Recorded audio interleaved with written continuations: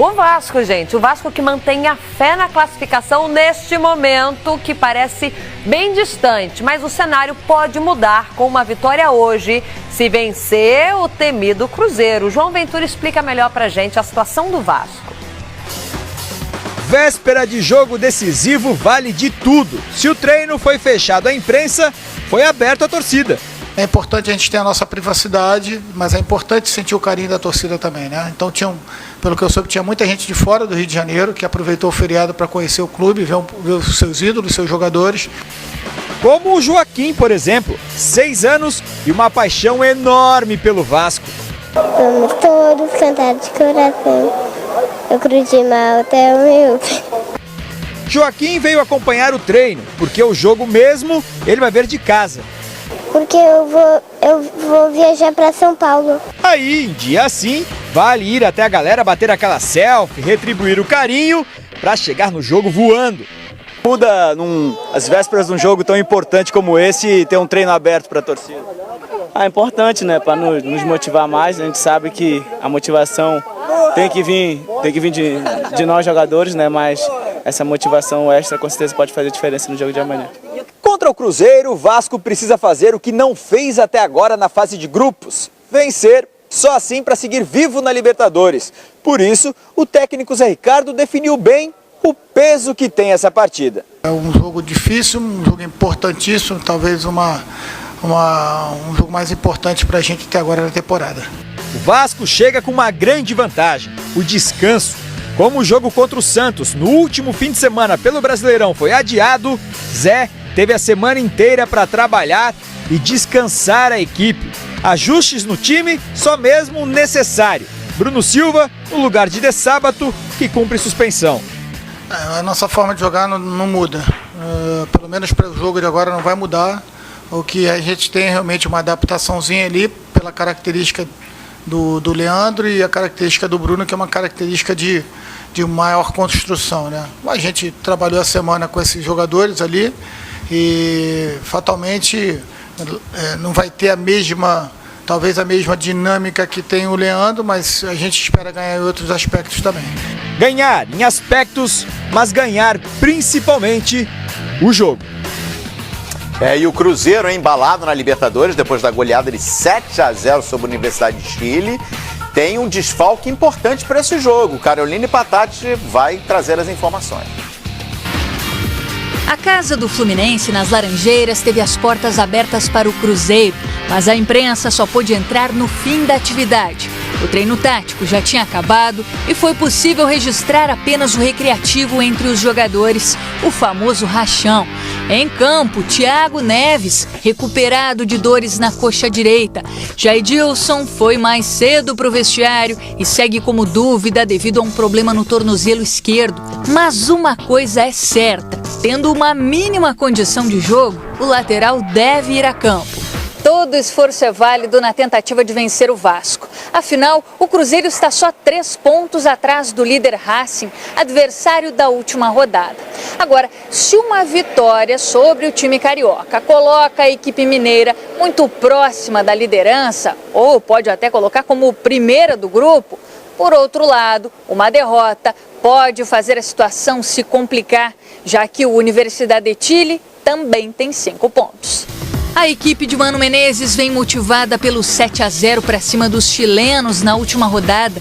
Também conseguiu empatar com o Internacional em Porto Alegre pelo Brasileirão, usando um time completamente reserva no domingo. Mas é bom lembrar que a vitória também é fundamental para o Vasco. Por isso, promessa de jogo difícil. Só de jogar em São Januário já é complicado, né? É um estádio que a torcida pressiona bastante. Até mesmo na chegada no entorno do estádio, a torcida já começa a pressionar o adversário, né? Eu joguei uma final de Copa do Brasil aqui, sei as dificuldades que é jogar naquele estádio. Mas a gente já fez um bom trabalho, fizemos uma vitória importante dentro de casa e agora quem tem mais obrigação de uma vitória é o Vasco, nosso time tem que saber jogar esse jogo. Se Edilson for liberado pelo departamento médico, o Cruzeiro vai ser o mesmo que ganhou da Laú. Caso contrário, Romero é o mais cotado para substituí-lo. Sabemos que vai ser um jogo completamente diferente da primeira rodada, né? Que como você falou, o Vasco jogou mais no nosso erro. Agora o empate já não serve mais para eles, né? Eles precisam da vitória para continuar vivo na competição. Então temos que saber jogar esse jogo, um jogo importantíssimo para a gente também, né? Já que pode definir uma classificação. Então é descansar agora e para amanhã a gente entrar focado para conseguir nosso objetivo. Bom, tá aí, Vasco e Cruzeiro, duelo, promete fortes emoções porque o grupo, Eugênio, se encontra assim. O Racing é líder com 8 pontos. Sim. O Cruzeiro, depois daquela goleada, ficou em segundo com 5 pontos. Universidade de Chile também tem 5 pontos, mas está em terceiro por conta do saldo. E o Vasco é lanterninha com 2 pontos. Só que aí o Vasco tem essa necessidade gigante de vencer o Cruzeiro para pelo menos empatar na pontuação, né? Porque se vencer vai a 5.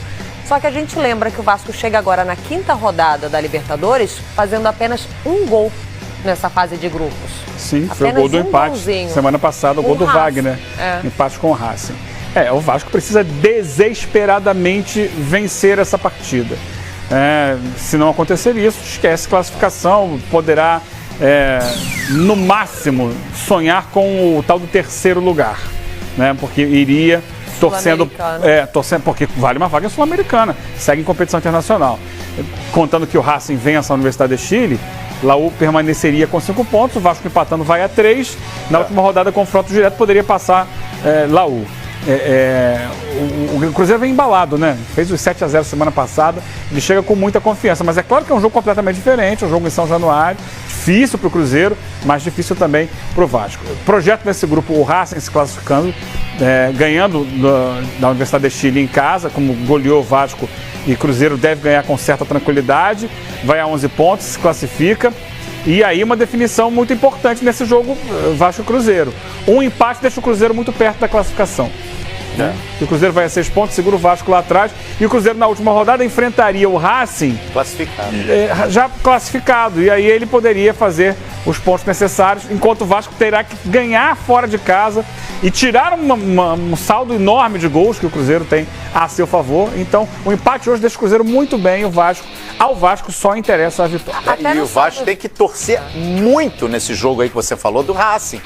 Porque o saldo do Vasco é muito baixo. É isso que eu ia destacar agora, que até o saldo de gols tá tudo muito embolado. O Racing e o Cruzeiro estão similar, o Racing tem 6 em saldo de gols positivo, o Cruzeiro 5 positivo, Laú tem -6 e Vasco -5. O Vasco tem que ganhar e torcer por vitória do Racing. Sim, que a gente fica sempre torcendo, vamos ver uma combinação para que passe Cruzeiro e Vasco. Não, aí é praticamente impossível por conta da pontuação e do saldo do Racing. O Vasco tem que fazer o dele. O Vasco tem que fazer o dele e fechar os olhos e torcer para o Racing ganhar esses 2 últimos jogos, que inclui o Cruzeiro, né? O torcedor não gosta disso, não gosta, mas a gente tem que falar a realidade da vida. O Cruzeiro hoje Não, o grande objetivo do Vasco, é claro, em primeiro lugar é sonhar com a classificação para as oitavas de final. Mas se passar em terceiro lugar e seguir na Sul-Americana, é uma boa. Ótimo, né? E o Cruzeiro tem que virar a liderança desse grupo. O Cruzeiro pode sim fazer 6 pontos nesses 2 últimos jogos, iria para 11, quem sabe aí o Racing com um tropeço, e aí o Cruzeiro passaria em primeiro. Teria que passar o Racing porque é o último jogo em casa. Exatamente. Essas 2 vitórias aí chegaria nessa última partida aí decidindo a primeira colocação. Tá embolado. Fortes emoções do grupo 5. Bom, já que é um duelo de brasileiros, vamos fazer um raio-x rapidinho da temporada até aqui. Jogos 25 a 23, lembrando que o Vasco também ainda tem aquele jogo contra o Santos, né? Isso. É isso, no Campeonato Brasileiro, que vai para... dia 16 de julho. Dia 16 de julho, isso, depois da Copa do Mundo. Vitórias, temos um equilíbrio, empate também. Eugênio, os números estão equilibrados até os gols. Até derrotas, né? O Vasco porque tem o ali gols marcados, 42 do Vasco a 37 do Cruzeiro, mas gols sofridos... 35 a 12.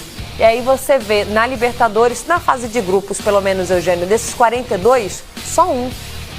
Sim, só 1. O Vasco fez muitos naquela fase preliminar, né?